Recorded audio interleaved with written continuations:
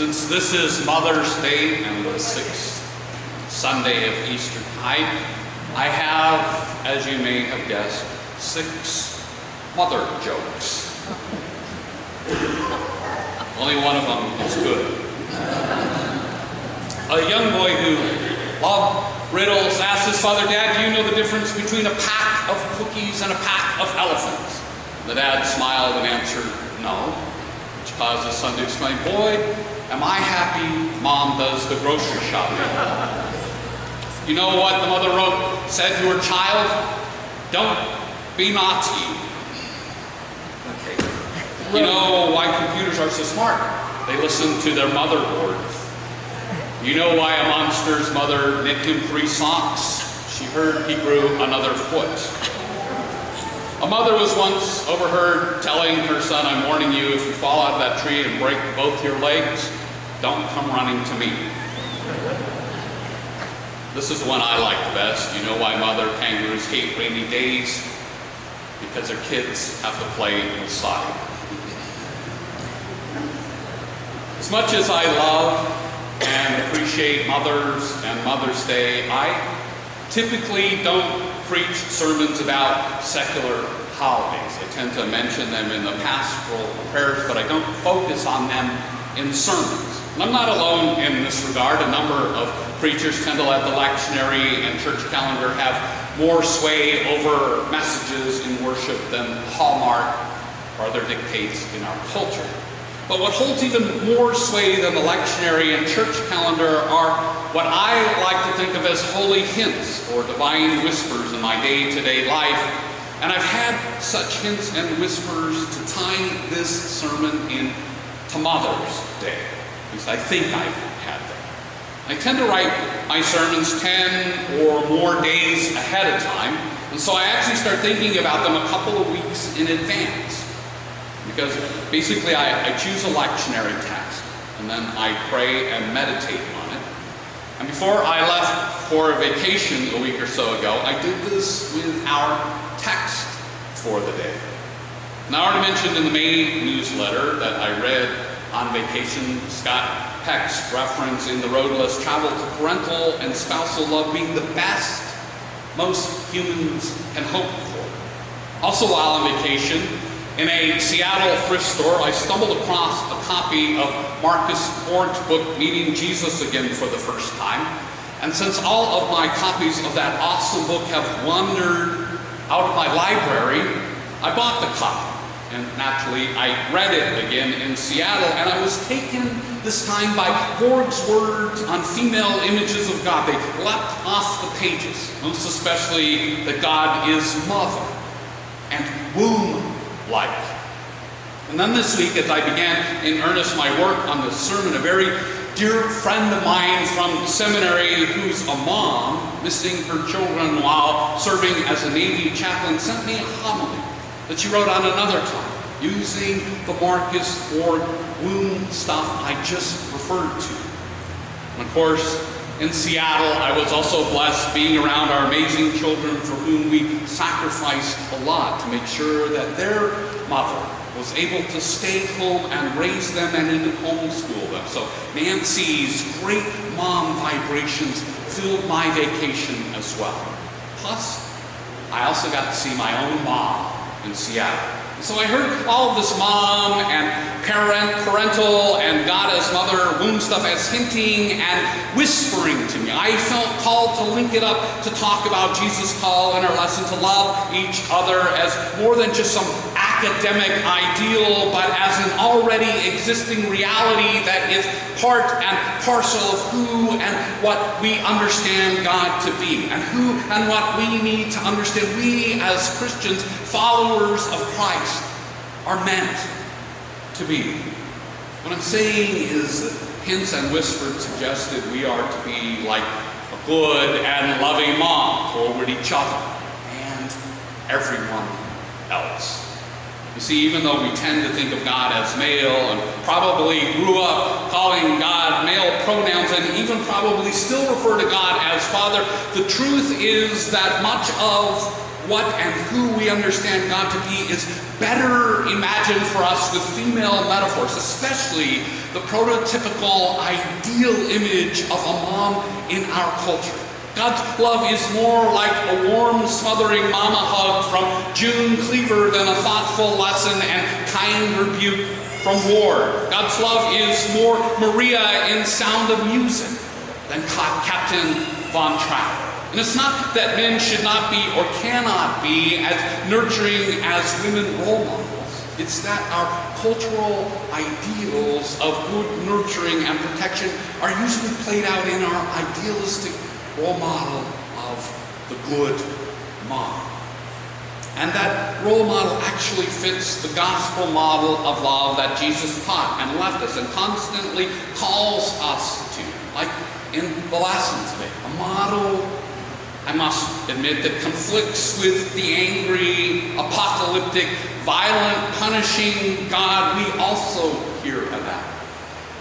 The Marcus Borg book I read on vacation, in essence, notes that there are two opposing types of God images that we are called to be like in the Bible and in faith communities. One image requires us to ever strive to be pure so we can get closer to a perfect God and be loved by that God by following purity rules emphasized in faith community culture. In this model, we're told to imagine that God is so perfect that God cannot be in the presence of that which is ritually impure. And so, defective people, those of other faiths, strangers, rule breakers, sinners, the physically deformed, sick, or the otherwise perceived as unclean are rejected. The blemish are understood as polluting the purity of the community and offending the purity of God, and so they are cast out. And we see this model still very actively today in some forms of Christianity, right? And the other image of God is completely different. It requires us to strive to be compassionate because it imagines God as compassionate and unconditionally so. Purity is not the driving force. Compassionate love is what drives us in that model. And in the Gospel of Luke, we're told to be compassionate as God is compassionate. And that is exactly what Jesus in the Gospel was up to, and the early church as well. Last week we talked about this in the context of the story where the early church intentionally sought out and welcomed a eunuch, someone biblical laws declare impure and unworthy to be at worship, and they even give offerings to God. To be compassionate, as God is compassionate, as Christ is compassionate, meant to the early church to continue Jesus' ministry of breaking down barriers, even biblical purity barriers. The eunuch is let in just as he is. And we learned that in Acts, they didn't just provide compassion to the ones biblically impure. Compassion was also provided to enemies like Saul, the persecutor of the faith, and Cornelius, an enemy Roman soldier. We are to be compassionate as God is compassionate. We are to have compassion, passion. The word passion comes from the Latin word that means to feel. And the prefix com means with. So compassion means to feel with. To feel with. When we feel with others, we are being compassionate. What the Webster Dictionary calls sympathetic consciousness of others' distress, together with a desire to alleviate it. When it comes to divine compassion, that desire to alleviate the stress of others includes being moved by that suffering to do something about it. So we don't just say, I feel for that person's distress. We actually moved to do something about it. We discussed this a few weeks ago when we talked about the Holocaust. In the darkness of that hellish awfulness, God was there, feeling with the victims, cosmically and in humanity, calling out in the anguish for it to be stopped. God was compassionate, is compassionate, feeling with the victims. God mourns when we mourn, cries when we cry, is in pain when we are in pain. We look to the Holocaust horrors now, and the God within us calls to us still. We feel with the victims. We want to do something.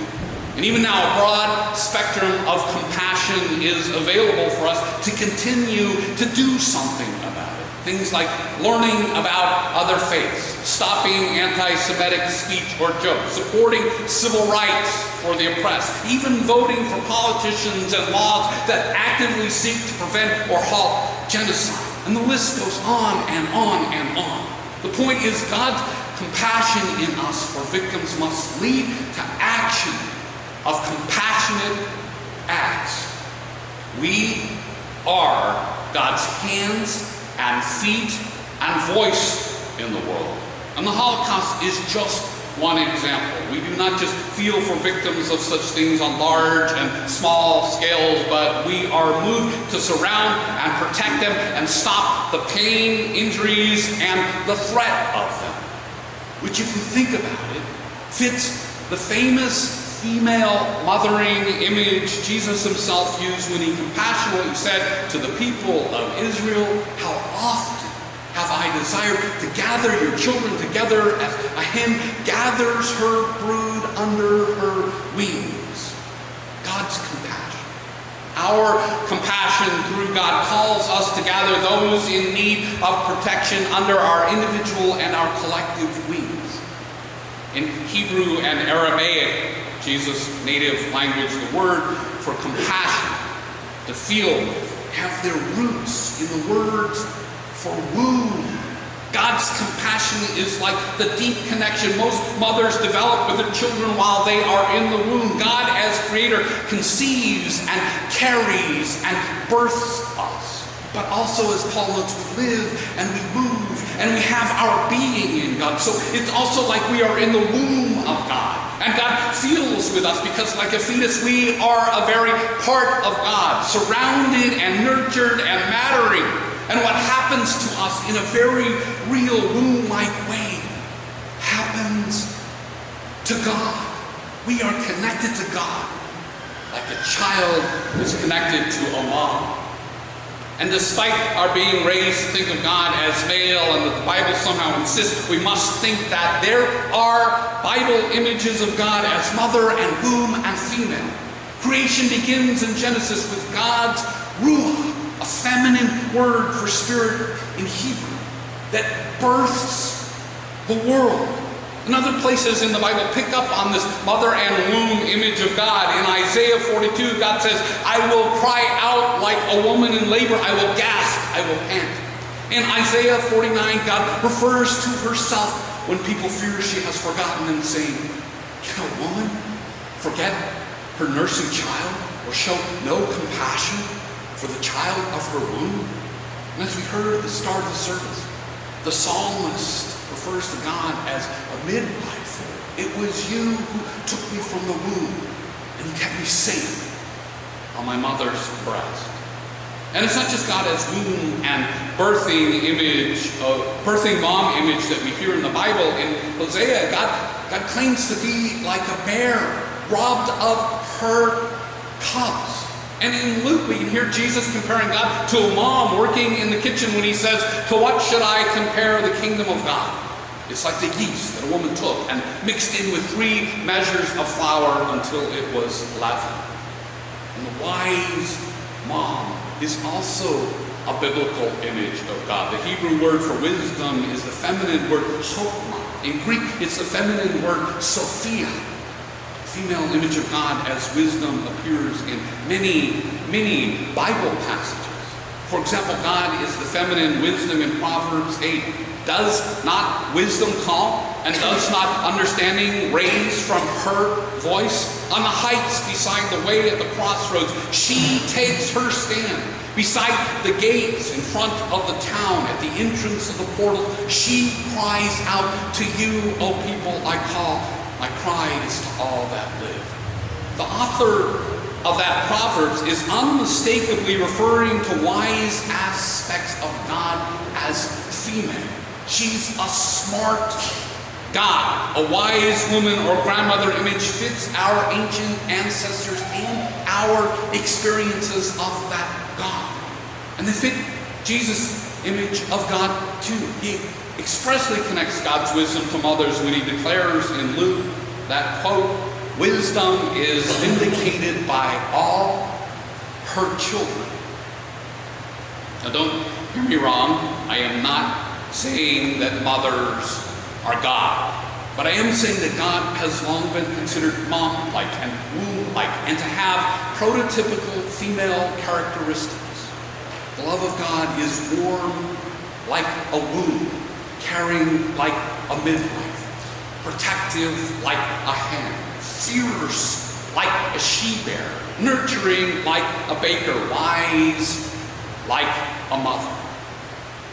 God, you see, loves us like an ideal mom. Even more so. Somehow she keeps us in her divine womb and feels with us all our life long. God has compassion like a good mom for all her children, which is all of humanity. And you know what? All of us, male and female, are to have that same type of compassion. In Jesus' words, we are to love each other just as he has loved us. 1 John says we are to walk as Jesus walked. Daily we try to walk closer to Jesus' walk as we walk closer to Jesus. That's our plea. Let it be our reality. It's a great and holy thing to remember this Mother's Day and every day. Amen.